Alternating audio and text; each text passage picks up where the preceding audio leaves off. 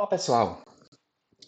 Eu vou entrar numa fase em que eu vou voltar a falar mais de artigos publicados na literatura como exemplos da análise crítica de evidências científicas e do raciocínio clínico de utilização da evidência. Seguindo a essa fase que eu fiquei mais teórica, falando de conceitos, eu acho que chega num momento que é interessante a gente voltar a fazer o que eu já fiz com frequência no passado, que é comentar trabalhos. Também, né? Voltar nisso aí. E vou aproveitar o, um dos principais congressos de minha especialidade, cardiologia, para comentar aqui fazer alguns vídeos comentando alguns dos principais trabalhos apresentados no congresso do American College of Cardiology, que aconteceu nesse mês aqui em Atlanta, e trouxe, como sempre se traz, trabalhos, ensaios clínicos, na maioria interessantes e que podem causar algumas reflexões. E o primeiro trabalho que eu vou comentar, que é o tema desse vídeo, é o trabalho publicado no New England também, cujo título é Microaxial Flow Pump ou Tratamento Padrão em pacientes com choque cardiogênico relacionado ao infarto do miocárdio, né? Em outras palavras, isso é aquele device chamado Impella, comercialmente denominado Impella, e que é um device que é uma assistência ventricular esquerda mais sofisticada do que o tradicional balão intraórtico, né? Esse estudo traz um resultado positivo, mostrando que pacientes com choque cardiogênico devido ao infarto que fazem uso desse device, eles têm uma redução de mortalidade em relação aos pacientes que fazem apenas o tratamento padrão. E esse estudo é muito interessante porque um dos exemplos, inclusive que eu trazia e etc., que nem sempre plausibilidade representa realidade, era exatamente os exemplos dos outros devices de suporte ventricular com o balão intraórtico, que fazia todo sentido hemodinâmico, que seriam benéficos, mas não mostravam redução de mortalidade. Então, uma coisa que eu quero discutir é por que ah, esse estudo pode mostrar benefício e outros estudos que utilizavam, inclusive estudos do próprio Impella, não demonstraram benefício. Não vou dizer por que com certeza, mas o que é que muitas vezes está por trás dessas mudanças de resultado e como, num caso desse, que a gente está falando de mortalidade geral, interpretar e utilizar essa evidência, né? A primeira ideia que eu queria trazer é que muitas vezes um device que tem tudo para fazer benefício, inclusive intrinsecamente pode trazer até benefício, ele pode não demonstrar benefício médio em uma população se essa população for muito grave. Normalmente a gente pensa que a seleção de pacientes de alto risco aumenta poder estatístico e facilita a detecção de um efeito de um tratamento. Mas nem sempre é verdade. O ideal, na verdade, é que o paciente tenha um determinado risco que gere um poder estatístico para o trabalho, mas que o paciente não seja de tamanho alto risco de morte, que ele seja, na verdade, um tipo de paciente condenado ou difícil de reverter à morte.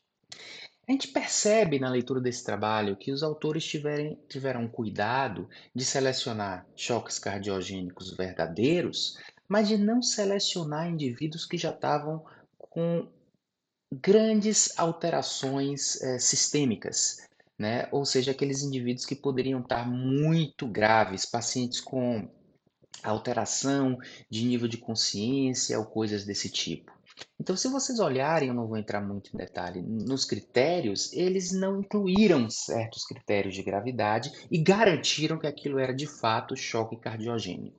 Portanto, a gente está com choque cardiogênico, mas não está com aquele tipo de paciente muito difícil de reverter, que é o paciente, de acordo com o modelo contrafactual usado em inferência causal, que é denominado doomed ou condenado. Então aí a gente entra nesse modelo de inferência causal que eu vou passar a trazer aqui para vocês como parte de interpretação de resultados de estudo, que traz a ideia de que existe na realidade quatro tipos de pessoas. Pessoas que são condenadas a ter o desfecho e que, na ausência ou presença da exposição em questão, terão o desfecho. Pessoas que são imunes ao desfecho e, sendo ou não expostas a um tratamento, não terão o desfecho. Esses dois tipos de pessoas sempre estão nas amostras dos estudos e elas não contribuem com o resultado, porque para essas pessoas o resultado da exposição e da não exposição será igual. Então, a grande questão é selecionar uma amostra que tenha os outros dois tipos de indivíduos, que são um tipo que a presença da exposição, ou seja, do tratamento, protege o indivíduo contra o desfecho, e na ausência o desfecho aconteceria, e um outro tipo de indivíduo que a presença do tratamento leva ao desfecho, e na ausência do tratamento o indivíduo não teria desfecho. Respectivamente, significa pacientes que se beneficiam do tratamento e o tratamento previne, e se não houvesse o tratamento, eles iriam morrer, e no outro caso, pacientes que não iriam morrer, mas o tratamento levou eles à morte. São exatamente esses dois tipos de pacientes que contribuem para esse desfecho chamado mortalidade. Porque pensem, mortalidade de todas as causas é um desfecho líquido dos indivíduos que foram salvos pelo tratamento e dos indivíduos que foram mortos pelo tratamento. Mortalidade é um desfecho combinado dos diferentes tipos de morte. Então percebam, é possível que nesse estudo existia uma maior prevalência dos indivíduos que os tipos causais são protetivo, onde a exposição protege, ou causais, onde a exposição leva um prejuízo. E é exatamente nesses indivíduos que a subtração da proteção menos a causa traz o benefício líquido. É possível que nos outros trabalhos não houve essa seleção de evitar pacientes tão graves e existiam muitos indivíduos condenados. Em outras situações de outros trabalhos, às vezes você pega indivíduos tão pouco graves que eles são imunes e também não vão se beneficiar do tratamento. Então, a grande questão para a inferência causal é a gente ter uma prevalência razoável daquelas pessoas que respondem positiva ou negativamente ao tratamento e a subtração dessas duas questões que trazem isso. Esse caso, onde a gente vê agora um benefício do Impella, em outros trabalhos com o próprio Impella e com o balão intravórtico não tinha benefício, nos trazem o pensamento que nem sempre a hipótese nula é a chamada sharp null, ou seja, uma hipótese nula sharp, ou seja, onde não existe o benefício. Às vezes, a hipótese nula é verdadeira porque ela é resultado da subtração de um benefício por um malefício que é igual numericamente. Então, pode ser que os trabalhos anteriores nós tínhamos muitos pacientes condenados e o pouco de benefício que houve, ele também se anulou com o malefício. E nesse trabalho em específico, foram selecionados uma população mais vulnerável a ter o benefício e talvez até essa seja uma população um pouco mais resistente a um malefício. Isso mostra heterogeneidade, esse pensamento teórico mostra por que, para o desfecho mortalidade geral, muitas vezes a gente tem essa heterogeneidade de resultado, porque o desfecho mortalidade geral não está avaliando apenas o benefício, mas o net, o resultado líquido do benefício e do malefício, ok? Então, eu acho que isso pode estar por trás desse resultado. E a lição fica, nem sempre a hipótese nula, principalmente quando a gente está falando de um desfecho combinado com morte por todas as causas, ela é um sharp null.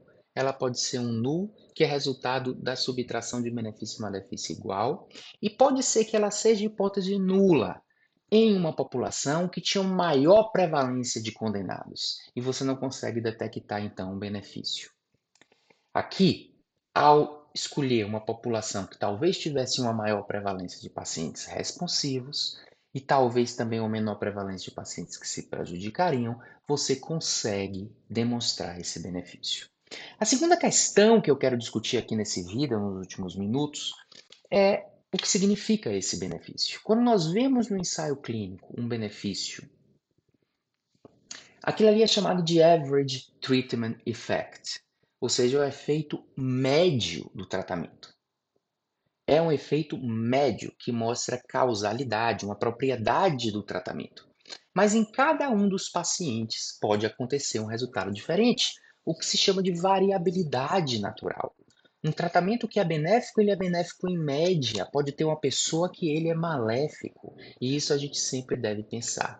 E quando a gente está nessas situações de desfecho mortalidade geral, a gente tem que prestar muita atenção na proporção que se beneficiou e na proporção que não se beneficiou. Ou seja, essa redução, que foi uma redução de aproximadamente alguma coisa como, deixa eu ver aqui no trabalho, ou seja, a mortalidade de um grupo em tela foi 46% e no grupo tratamento padrão foi 59%. Então você tem aí aproximadamente alguma coisa como 13% de redução absoluta, né? Que é uma coisa bem significativa. Mas veja, se vocês olharem na tabela do suplemento, teve um número de pessoas realmente que o número de pessoas que morreu de causa cardiovascular foi menor no Impela, mas se vocês olharem o número de pessoas que morreu de causa não cardiovascular foi maior numericamente no grupo, não estou falando significância estatística, mas foi maior no grupo Impela também.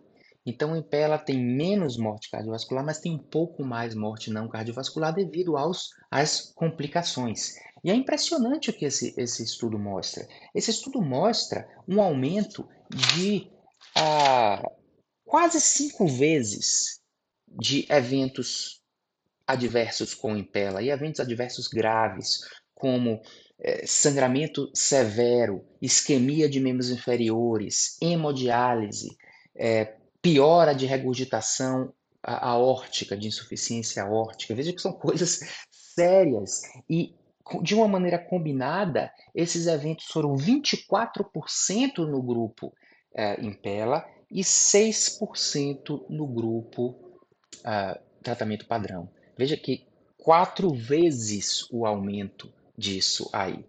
Se olharmos insuficiência renal que precisou de diálise, 2 vezes aumento, de 27% para 42%, quase 2 vezes, né? Então há um aumento significativo de complicação. O que eu quero dizer com isso é que, em média, há um benefício, mas a gente não pode, nesse caso aqui, estabelecer uma regra de que todo paciente com choque cardiogênico deve receber Impela.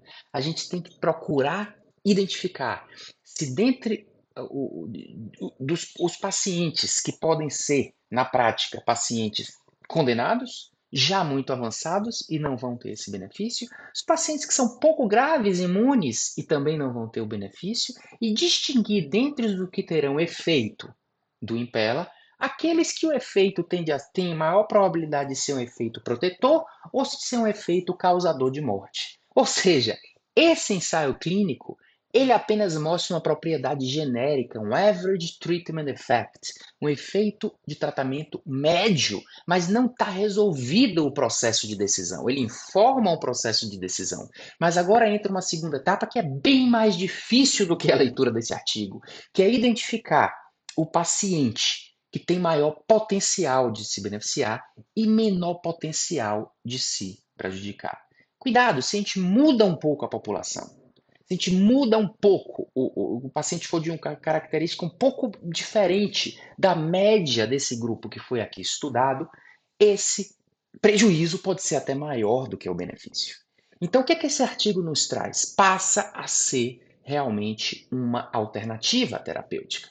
Mas a decisão é muito complexa e se tem que pensar muito nesse potencial benefício e que ele pode ser benefício de diferentes ordens. O benefício líquido pode ser de uma menor, mais diferente, se o paciente tiver maior probabilidade de complicação. E pensar, então, num paciente que não é condenado e que tem possibilidade de se beneficiar e que não tem grande predisposição até essas complicações.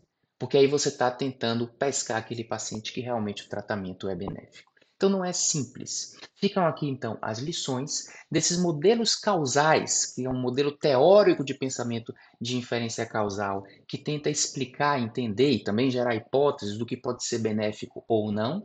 Um exemplo de como isso pode ser aplicado no raciocínio clínico e saber que às vezes existem tratamentos benéficos e que implicam numa decisão relativamente fácil, quase como uma regra, mas tratamentos como esse têm que ser muito bem ponderado. É o que se chama de, é o que o Grade chama de tratamento ponderado, ou tratamento de tamanho de efeito dito pequeno, para que você, não estou dizendo pequeno numericamente, mas algo que precise realmente se refletir, e o que os outros tipos de guidelines consideram classe 2. Então, classe 2 de indicação não é nível 1 de evidência, isso aqui é nível 1 de evidência. Mas nível 1 de evidência pode ser algo que vire uma regra, ou pode ser algo que precisa de muita reflexão. E esse artigo é importante, passa a fazer parte, então, do nosso arsenal terapêutico, mas não simplifica o nosso processo de decisão. Obrigado pela atenção.